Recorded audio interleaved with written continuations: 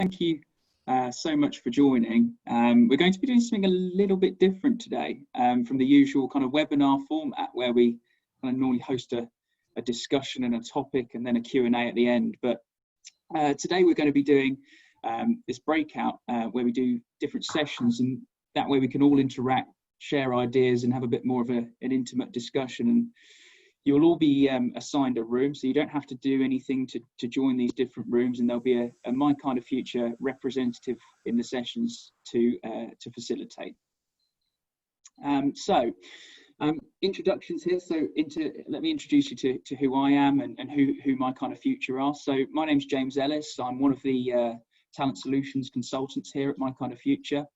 And My Kind of Future, what we are is we're the UK's leading underrepresented talent specialists. And what we do in my team is we help businesses attract, engage, pre and onboard, and kind of keep really high quality diverse talent. And we do that through a blended mix of face-to-face interaction pre-COVID and now more so virtually. And then with digital technology as well through our award-winning digital platform Connector. And I predominantly specialise in the engineering construction industry. We also have Terry and Chris here for, if you please kindly introduce yourselves. Yeah, I'm Chris Shirley. I'm the Apprenticeship Services Manager here at Network Rail. So my role is to do everything up to the point of delivery, and my teams run our residential training centres, our contracts, quality, and administration side of things. I'm also heavily involved in Network Rail's strategic viewpoint of apprenticeships and early careers, and sit on a number of panels that look to shape future thoughts around what that looks like. And Terry Watts, I'm a former Managing Director of the CIOB, and now I am the Executive Director of Building People, which is a not-for-profit aiming at connecting different people trying to get more of a diverse workforce into the built environment sector. And I'm the CEO of the Charter Surveyors Training Trust, trying particularly to work with young people and make the surveying sector a more diverse place to work. Great stuff. Well, I thought a good place to start would just be talk a little bit about what to expect today. So I'm going to do a bit of a scene setting and why we're here and what are the kind of key takeaways from today's event. We're then going to hear from Terry at CSTT, who's going to do a bit of an experience share around a specific topic. We're then going to do our first breakout session. That's going to be some pre-proposed questions that each facilitator will have, and we'll present them to you in the rooms. We're then going to hear from Chris at Network Rail, break out into another session, and then we're going to be doing a final Q&A with everybody in this main room where we can kind of all kind of chip in. And then I'll do a bit of a thank you and a summary at the end. But the key takeaways from today's event are as follows. So we're going to be addressing the skill shortage across the industry and how we improve diversity and inclusion in the industry, but also how we can do this maybe earlier on in the recruitment journey, within our early careers activity. So before we kind of go to any of the speakers, I wanted to just demonstrate why we're here and listen to some of the kind of market context and the industry knowledge that I've got to share. So throughout the last few months, I've been having lots of different conversations with different employers, and time again I was hearing the same thing, and it was, how do they increase diversity and address the skill shortages? What more can we be doing? So I thought, why not get everyone together, share some ideas, discuss these topics and see if we can provide some insight, come up with some ways it can be done, and then look at maybe how we could overcome some of those potential roadblocks. So diversity in construction. So we have seen diversity at the forefront of our plans for 2020, and then all of a sudden COVID-19 hit and it was kind of panic stations. People froze budgets, recruited less graduates and apprentices. But what will that knock-on effect look like, and what areas of the business are going to be affected by that? And are those heading up diversity in the different business units now furloughed? So recently I read an article about the industry and from a big piece of research that Hayes Recruitment carried out. And when looking at some of those results, it makes you actually think, like, wow, it's shocking that we're still at that point. And more than 1,000 respondents across the industry demonstrated this feedback as follows. So looking at the data, 71% of Black or Black British respondents to this survey felt their chances of career progression had been limited because they project a protected characteristic. Those are on the screen just now. So it's also, that figure is also 31% for white respondents. And it's also important to note that the nature of this survey was kind of dealing as it does with an issue that affects underrepresented groups within a relatively non-diverse industry. So it means the balance of views will lean towards the opinions of those that have not experienced discrimination. The respondents were, after all, 72% male, 82% white and 92% able-bodied throughout 1,000 people interviewed for this survey across the industry. So delving a little bit deeper into the data, when analysing, we've got a varying experience of different groups, and it becomes clear while 82% of all respondents said they were never discouraged from entering the industry, this falls to 77% for women and 69% for Black respondents, and 66% for all people with a disability. In other words, more than 1/3 of respondents with a disability and just under 1/3 of Black respondents were discouraged actually from entering the industry at all. So more respondents, 61%, said that all felt they had equal opportunities for career progression. A substantial minority, 39%, again said that this then shifts when you look at women and more separate and then men separately. Only 46% of females said they believed there were unequal opportunities for genders, compared with 67% of males. And then we saw 35% of respondents trust their leaders to deliver change on the diversity and inclusion agenda. And those that identified as Black or Black British said it was higher at 50%. And then looking at the disability side of things, 63% of people do not feel secure within their job. So I looked at this data and some of the feedback and the reports. So how to diversify your workforce. And these are just some thoughts that I've had and some things that have been put into writing here. But starting off by being self-aware. So leaders and managers must lead from the front when it comes to improving diversity and inclusion in their own teams and organisation. The survey results clearly demonstrate there is a vast improvement needed in this area, as only 35% of respondents trust their leaders to deliver change on the diversity and inclusion agenda. Leaders should learn to recognise their own unconscious biases and implement regular training for managers to lessen the impact of these unconscious biases when it comes to hiring for their teams. We should look at reviewing our recruitment materials. A job description and a person specification are often the first interaction a candidate will have with your organisation. So these alone can offer important insight into workplace culture. The words and phrases that can have a significant impact on whether or not somebody applies for the role, and review your recruitment materials. Look at some unbiased language and ensure a wide range of social groups are depicted in any graphics, videos, images, all of those that are used for recruitment, and also include statements about your organisation's commitment to diversity and inclusion. And don't forget to add a line that encourages applicants from all backgrounds to apply. Maintaining diversity throughout the selection process as well. So diversity should not end after the initial application stage. It must be sustained all the way through the recruitment process. A heightened awareness of the potential impact of bias can be achieved by including diverse stakeholders when reviewing and selecting CVs or application forms, as well as interviewing. But you should also consider undertaking blind decision making, removing CVs, all features that identify the candidate during the shortlisting process, so that choices are based solely on the required skills and competencies.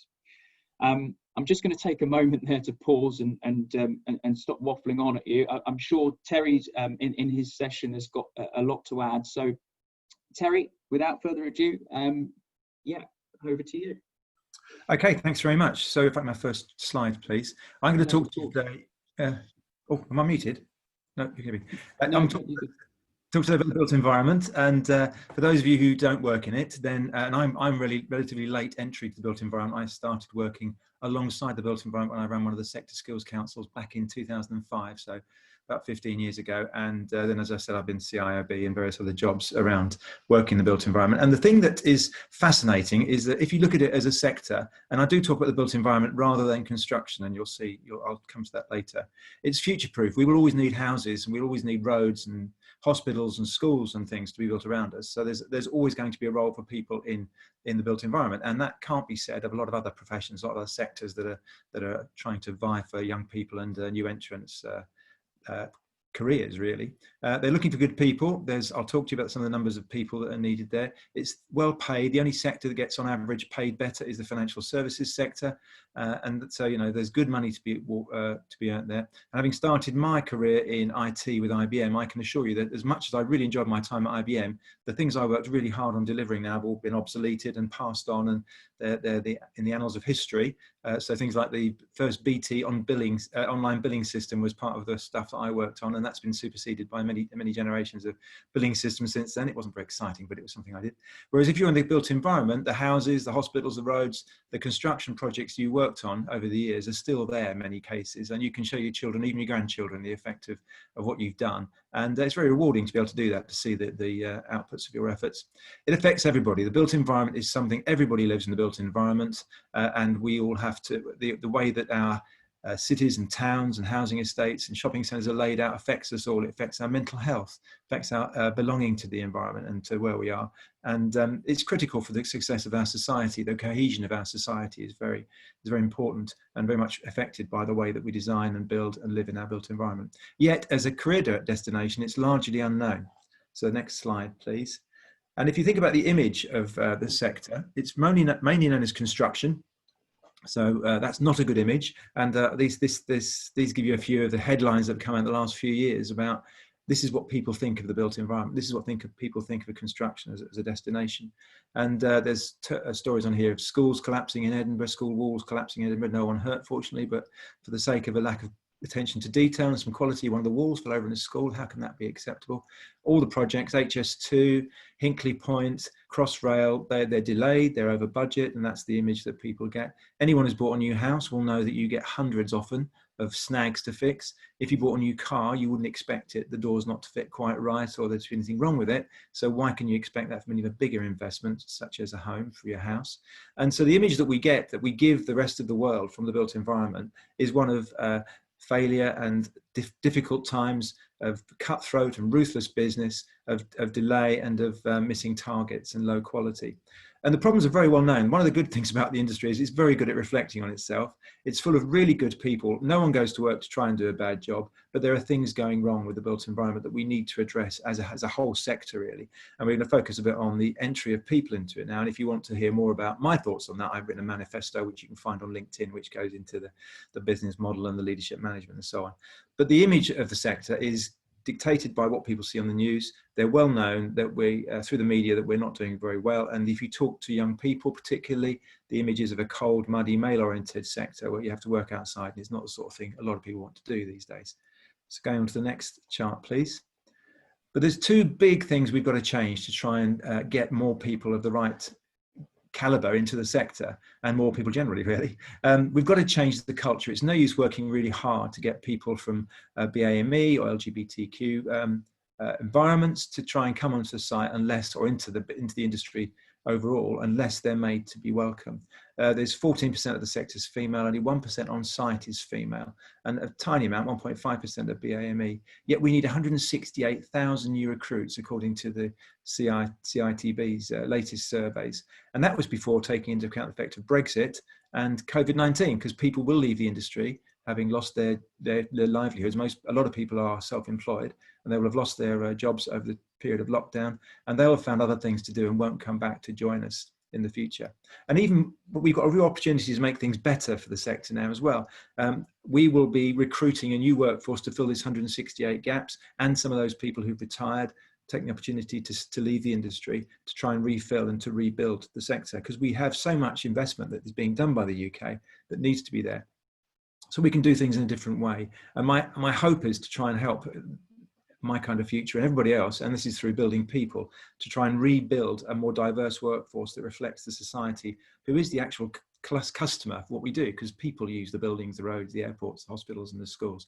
So it's only right that the people who build them and present them and plan them represent the people they're being used by. So we need a pipeline. And the problem we have is construction is not a career destination of choice for many people. Most people, if you talk to them, they were either being very generalistic and sexist, really. They were the naughty boys at the back of the class. The school couldn't cope with, so they sent them off to the FE college to do an NVQ, and they ended up being something in the trades. They're often very bright people, just not academic, so they found themselves as leaders of small teams, then businesses, and then gradually, before you know it, they're building houses or a construction subcontractor.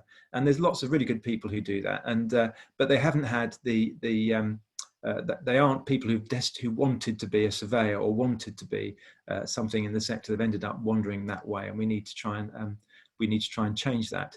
And 67% of people interviewed of 2,000 people, so they'd never considered a career in construction, and only 11% see it as being somewhere that's exciting to go and work. And 3% of 18 to 24-year-olds, and only 1% of the females, actively looked for a role there. So there's no pipeline of people actually wanting to come into the sector, yet we have a desperate need for good people and we can give them good careers which will be future-proofed and well paid. So when I took over at CSTT, they said, what can we do to try and help the underrepresented groups in the pipeline to careers in the built environment? Well, there isn't a pipeline. So we set out to try and build a pipeline. And through Building People, where we're getting all sorts of different diverse groups, you can have a look at that on the website for buildingpeople.org.uk. You can see what we're trying to do there, to try and get all those hundreds of organisations who are passionate about trying to make a more diverse workforce and create this pipeline and support them to get to work together and make them more efficient. On the next chart, though, CSTT is focusing. Next chart, please. CSTT are focusing on schools, and what we have done is developed a schools programme which is free to use. It links directly to the GCSE geography curriculum. We chose geography because there's an urban environments module in there, which looks at case studies of why development decisions were made in a particular area. And we want to bring that case study local. 200,000 students a year study GCSE geography. So we need to reach everybody, really, is what we need to do. And this is a good proportion of the students who are out there, but also their teachers and their parents to recognise that there are opportunities in the built environment. And we've done a pilot run of the programme in this current academic year, and 3% of the youngsters before the My Environment, My Future programme was presented to them, said that they'd understood the importance of the built environment to themselves, because as far as young people are concerned, the buildings around them have been there all their lives, so why would they think they can change them? Why would they think someone designed or planned them? They've always been there. But now afterwards, 90% understood the importance of the built environment, and only 6% before had considered a career in the built environment, whereas 55% felt they would do afterwards. So we're trying to be ambitious. We're not trying to take over from anybody else. No one else does this. All we're doing is trying to make students studying geography and their teachers and their schools aware of the opportunities of the built environment as a career destination. And we aim to hit 100 schools in this current academic year coming. And then by 5 years' time, I hope to have half of all schools running it. So talking about 100,000 kids then will get to hear about the built environment. And we won't turn them into surveyors or engineers or into bricklayers or anything else, but we will make them aware that there are opportunities for them there and they can pursue that as they go. It doesn't need special training, and there's a competition element to it as well. So it should really be welcomed by schools. We're working with My Kind of Future now to get it into the psyche of the geography departments and the schools. So if you can do anything to help us on that, I'd be really pleased to talk to you. And if you can just go on the website and send it to any geography teachers, then that would be really helpful. But the built environment is so important to people now. If we can start to talk about that and start to generate an excitement for how we're going to rebuild it. And even the fact that 40% of the CO2 emissions produced by mankind come from the built environment, that sort of fact really inspires young people to think, I can do something to improve those figures and to make it a better place for people to live and for the planet as well.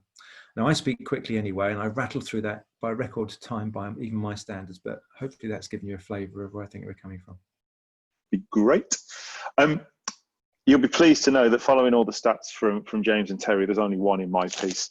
But it does follow on quite nicely from Terry's. Terry talked about a pipeline. Back one. If we go back one. Terry talks about a pipeline of talent and how we do that. And I've used a similar sort of analogy in terms of how we build and meet our skills gaps. Traditionally, organisations meet skills gaps using one of those 5 routes.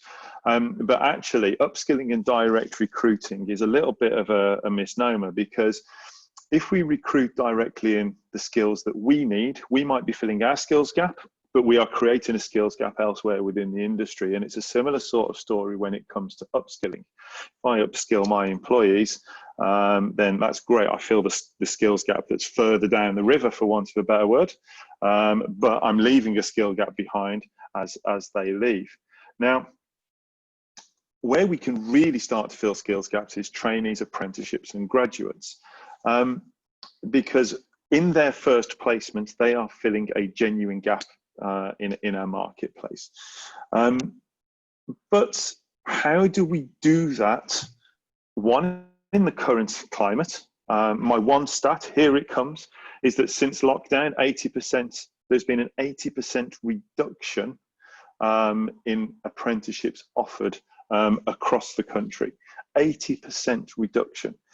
We're all sat on this call talking about how we fill skills gaps. We all recruit apprentices, we all recruit graduates, we all direct recruit and everything else.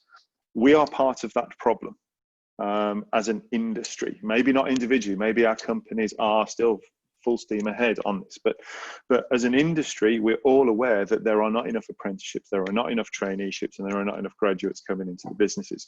The Chancellor has recently announced some very substantial packages to encourage organisations to offer those apprenticeships and traineeships.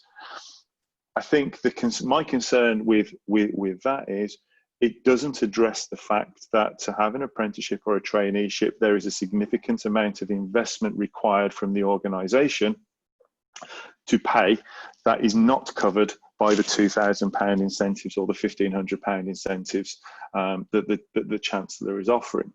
And as Rob Halfon said, we can have all the policies in the world, but none of this will make a huge difference unless we get young people to take up the offer. So we've got a challenge. Our taps are not running anywhere near full capacity. And to meet the 168,000 in construction, and I think if we add in engineering, I think that number goes up to close to 320,000. To meet those things, we need all of those taps running at full capacity all of the time. So where does diversity and inclusion fit into this? I hear you ask. If we can go to the next slide. I take no credit for this slide. This was taken straight from Social Mobility Commission's webinar that I went to a couple of weeks ago. But it gives you all of the benefits that we know exist from having an inclusive and diverse workforce. The question, it was mentioned by Rita in our breakout room that it's really disheartening to still be talking about STEM and engaging young people.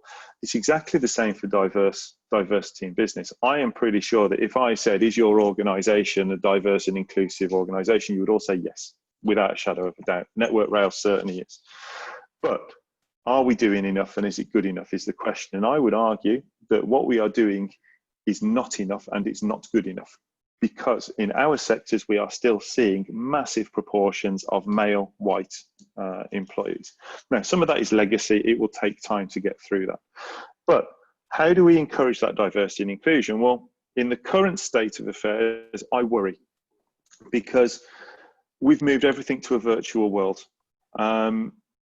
In order to access a virtual world, you need access to digital technology.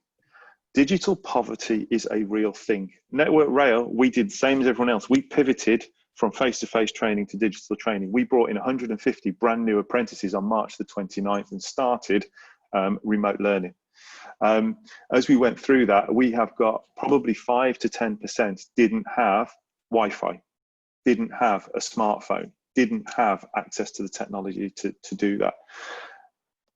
If we talk about building diversity, and if we talk about social mobility, which I think falls into the same group for me, we have to address some of the fundamental challenges within society to be able to reap those benefits within our organisations. Because if we don't, we will end up doing what we've always done, which is recruiting from privileged or more advantaged families, and we will lose all of the talent that cannot access that at the present time because we're not focused on that.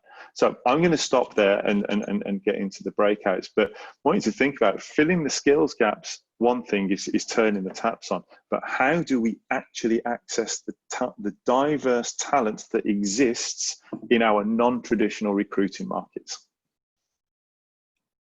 Brilliant. Thank you so much, Chris. It's a really good insight there. And like you said, we've got the second breakout discussion that's now going to take place. So let's look at some pre-prepared questions that I think each of our facilitators have. Let's break out again. Thank you.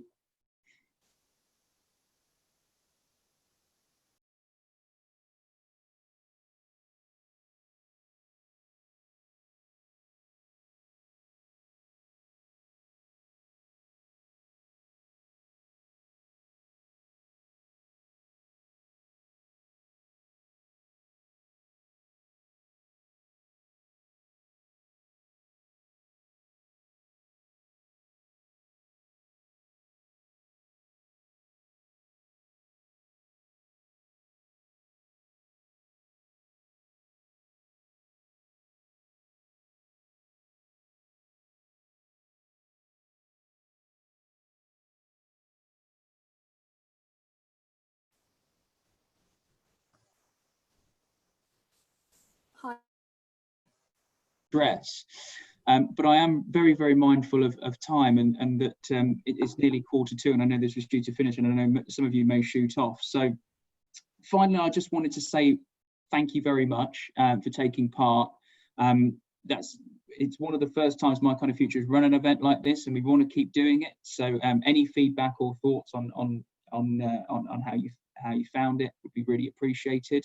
I just really want to kind of pull a few things that have been discussed from today's session, and really kind of the foundations that My Kind of Future are built on is really what's been discussed today, and that's helping you keep and find underrepresented, hard to reach talent. And we've had some great results for clients. So we've had an increase of 41% in female hires for Arcadis. We've helped Skanska reduce reneges by 35%, and during COVID, we've actually seen 127% increase in usage of our employee engagement platform, Connector. And then we've got another piece of work that we're just working on now with National Grid to engage 100,000 diverse and underrepresented young people across South London. So that's just a little bit about some of the work that's going on across the sector that we're doing at the moment. And I also think, looking at what the speakers and I were talking about, and the two big elements of today's discussion are really linked, the skills gap and the diversity piece. If we address the diversity and start to look at how we can improve that, maybe that could make up the shortfall in the skills gap as well, so within the sector. So it's just something to think about and to take away from this event.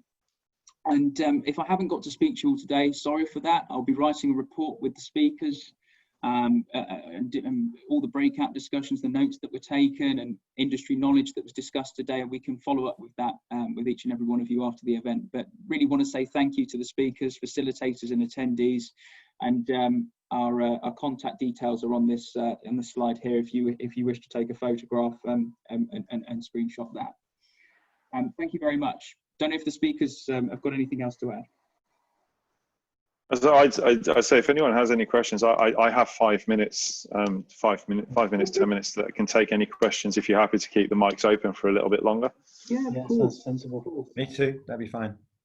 And by the way, my email account is my email address, but I've also got one at cstt.org.uk, so either one will work, along with 3 others, unfortunately. Great stuff. So if there is any questions for Terry or I or Chris, I think there's a chat function coming through here. There was a question, James, that came off the back of my breakout room that was about the gap between attraction and retention, and how you go about bridging that gap. So not just, getting the diverse talent in, but fostering belonging, making sure the workplace is inclusive, and that the diverse talent, I guess, stays in the workplace. Brilliant. Is that directed at any particular person? Sorry. To the panel. I'm happy to take a first run at it. I think we should look at retention in a more altruistic manner and look at retention across an industry rather than retention in individual companies. have run programs for Network Rail where we have intentionally seeded our supply chain with particular skill sets, with a view that we get the benefit of our supply chain having the right skills, and then in the future we hope that they will come back into Network Rail as senior engineers or principal engineers or whatever that looks like. I think when we talk about retention in individual organizations, we're not looking at the bigger picture. And as I said in my first breakout room, part of our challenge is we have to tackle these problems as an industry, not as individual companies within it, which is easy to say, very difficult to do. So I think generally in engineering, and I'm going to make a general assumption that construction is the same, is that once we have them in the industry, they tend to stay in the industry, but they may bounce around organizations gaining new experience and new challenges. So I think we need to perhaps look at it as a wider picture rather than just at an individual organization level. Terry? I think construction, and I talk about construction on this case, is not so good at retaining people because the working environment isn't very conducive to the ways of making it acceptable for women, for example. So you know, a lot of surveyors, I know the numbers for product numbers, I know the impact in surveying is that once people start to have children and have families, they can't continue to work, and people leave at that stage because the pressures and the working environment hasn't been amended to make allowance for that stuff. Doesn't mean it can't be done. It's just that the industry isn't sophisticated enough in its employment behaviours, and the culture isn't such that it's acceptable to do. And that's just not right in this day and age. It's going to have to change in that way. And I think if you talk to companies, if you talk to leaders of the bigger companies, certainly they would say, well, we do all of that. We've got all that in place. But the practice actually is that people don't feel they can stay. And it's not a question anymore of just ticking boxes saying we've got this policy in place. Someone mentioned modern slavery, for example. I was at CIB when we kicked off that. It's very easy to add a modern slavery statement to your annual statement of accounts. Actually doing something to make sure it doesn't happen. Many companies have done really good jobs on that. Is much more difficult. And we need to not just have tick box approach. We need to actually change the culture. And it just doesn't happen. And you know, and if you talk openly to people, even the big companies, you know, they know that their subcontractors can't cope with. They currently don't understand and don't know how to make the modern ways of working and employment practices for diverse groups to work. And we need to fix that. We can't just pretend it's all okay because the big company's got it sorted out. It's got to be all the way down the supply chain.